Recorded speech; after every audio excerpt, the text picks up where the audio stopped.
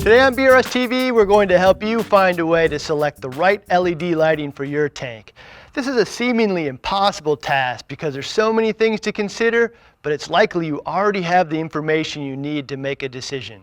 While I'm sure most people would prefer we just come out and say which brand we like best, that information isn't very useful because everyone's needs are so different. So today we're going to focus on a methodology anyone can use to come to a decision they know is right for them.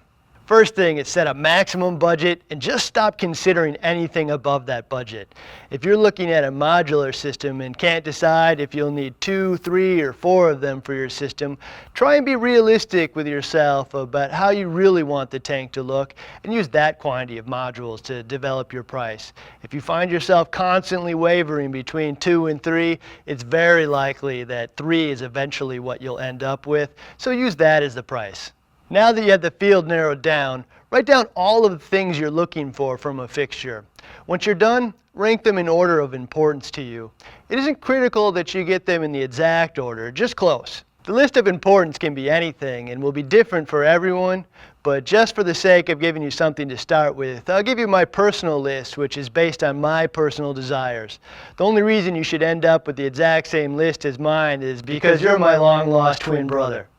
Number 1 for me is longevity and build quality. If I'm going to break the bank and buy one of these, I want it to outlast the tank that it's on. If it breaks, loses 60% of its output, or changes color spectrum on me in 3 years, I'm going to be pretty angry. So a quality active cooling system, brand or type of LEDs used, power supplies, and quality of design and materials used are absolutely critical to me. Number 2 is internal aesthetic appeal. To me, this means good color blending, no visual hotspots, minimal disco ball effect, and an overall color I like. Since it's unlikely you have the option of viewing all of these in person, the natural tendency on forums is to defend our last purchases, and most people haven't tried all the ones you're considering, this can be hard. One decent option is to do a YouTube search for the fixture and see what it looks like on other people's tanks. Number 3 is external visual appeal. This thing's going to be in my living room, den, office, or somewhere else I spend time, and it absolutely has to look sharp. I often think of a tank as a painting where no matter how nice it looks, it can be an eyesore if the frame is wrong. In this case, our stands, lighting, and other equipment found outside of the tank are frames.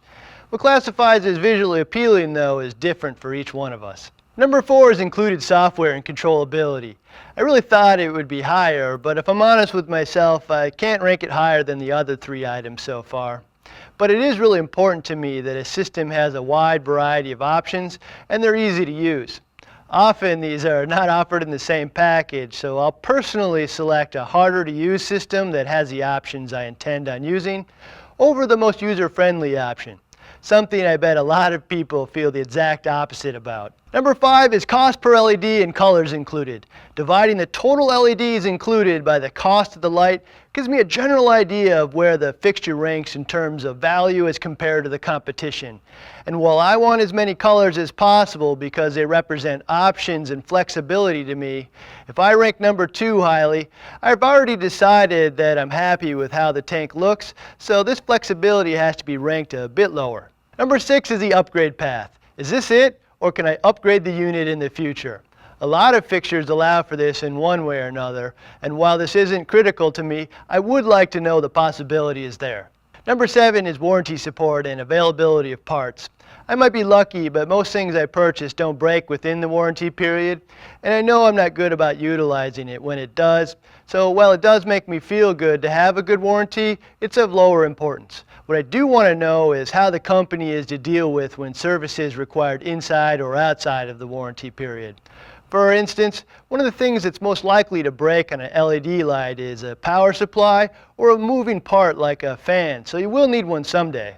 All the lighting companies are going to kill me for saying this, but one of the best ways to find this out is to call or email them and ask how long it'll take to get a part on something they sold 3 years ago.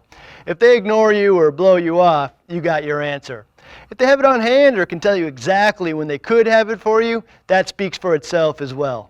If they answer right on this, it's an opportunity to gain a well-researched, loyal customer who's likely to share this information with other potential customers. One thing some people might be surprised by is PAR or light intensity isn't even on my list.